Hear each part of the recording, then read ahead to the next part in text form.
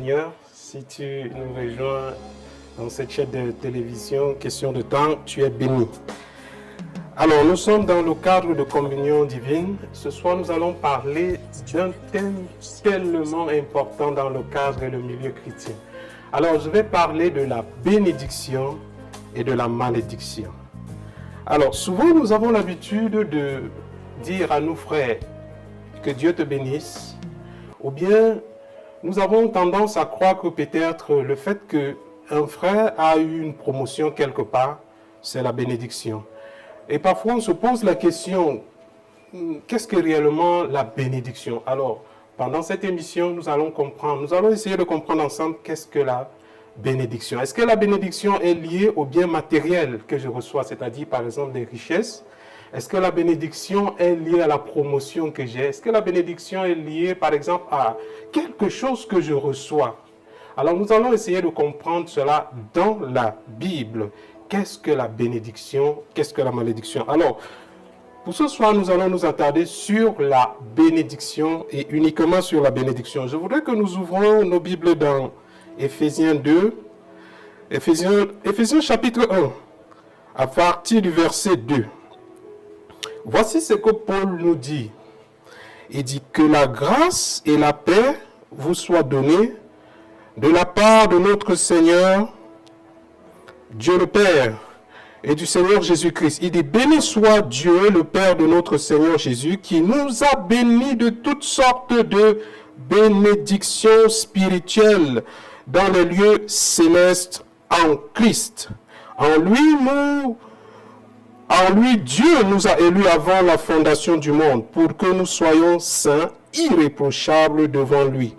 Nous ayant prédestinés dans son amour à être ses enfants d'adoption par Jésus-Christ, selon le bon plaisir de sa volonté, à la louange de la gloire de sa grâce qu'il nous a accordée en son bien-aimé.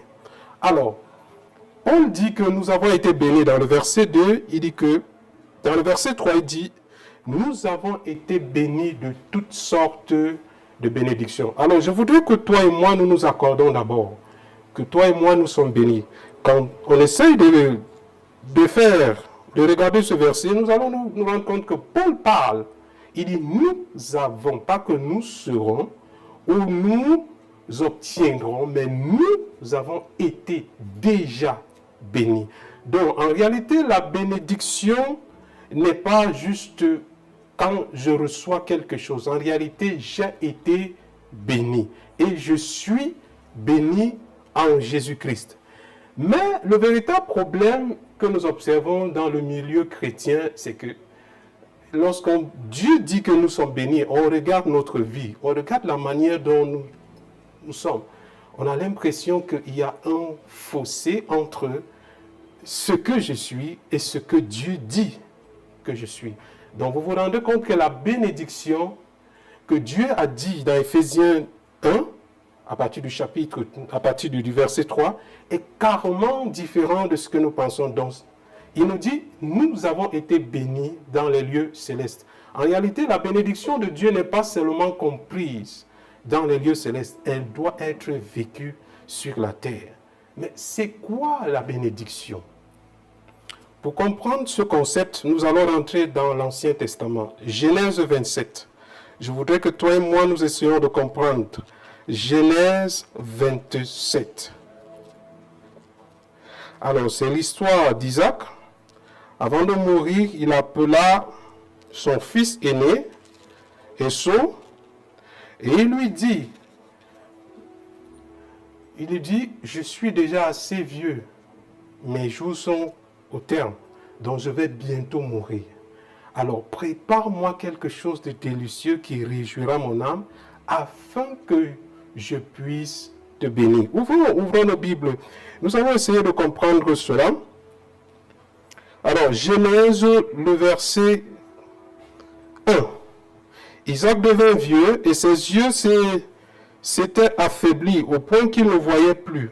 Alors il appela Esau, son fils aîné, et lui dit, « Mon fils !» Il lui répondit, « Me voici. » Isaac dit, « Voici donc, je suis vieux, je ne connais pas le jour de ma mort. Maintenant donc, je te prie, prends tes armes, ton carquois et ton arc, va dans les champs et chasse-moi du gibier. Fais-moi un mets comme j'aime, apporte-le-moi à manger, afin que mon âme te bénisse avant que je ne meure.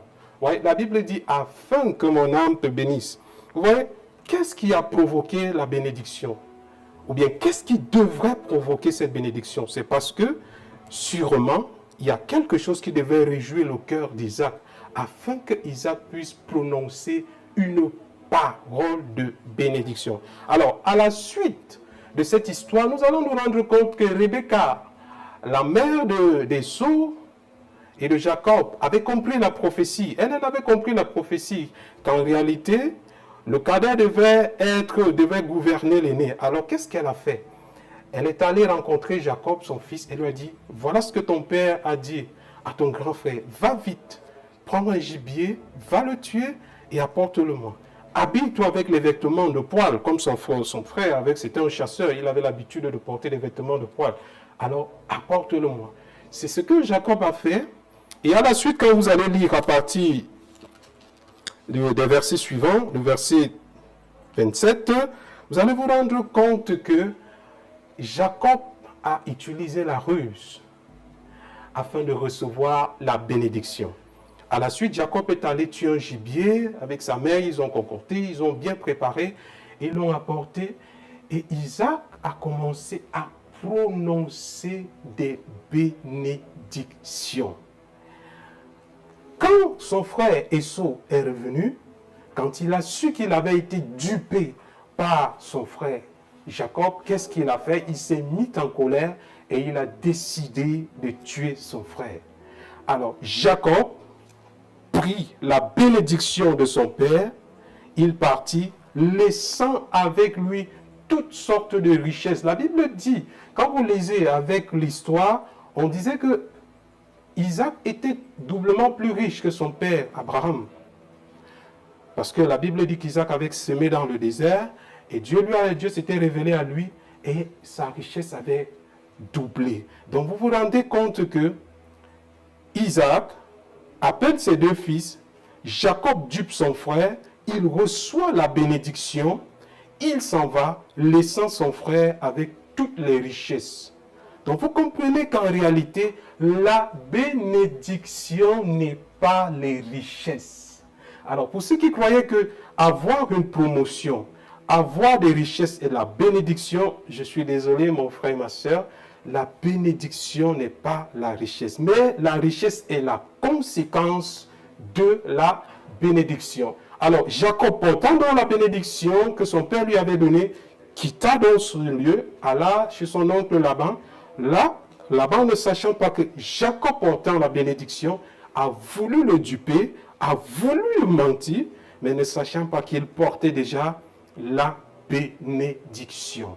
Alors, s'il faut comprendre réellement ce que c'est que la bénédiction, on se rendra compte que la bénédiction n'est pas liée aux choses matérielles que nous avons ou aux choses que nous obtenons. Mais la bénédiction est une parole puissante. Parce que quand vous lisez Genèse, vous allez vous rendre compte que Isaac a commencé à prononcer des paroles de bénédiction sur son fils.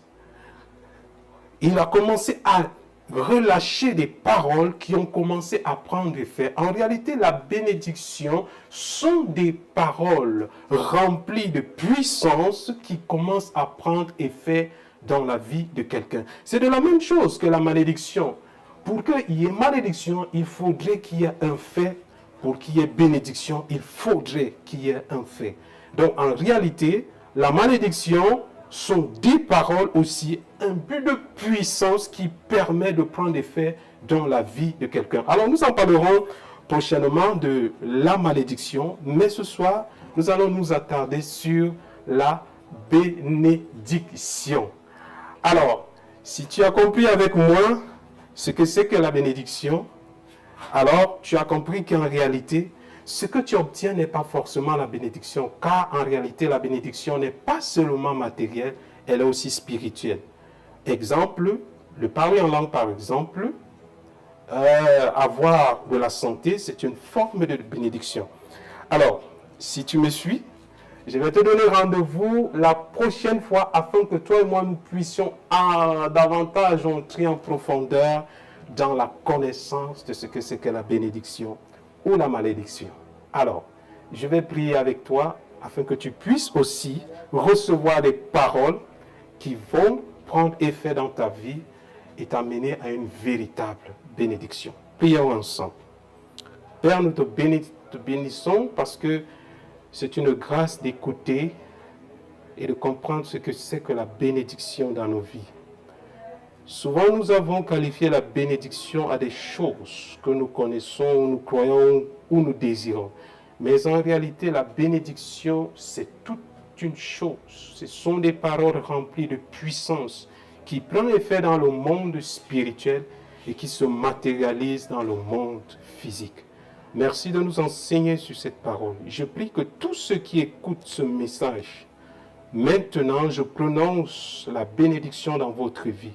Quel que soit le domaine dans lequel vous avez subi et vous avez été oppressé, ce soir, par ma parole, je déclare que vous êtes libre, complètement libre et béni dans tout ce que vous faites.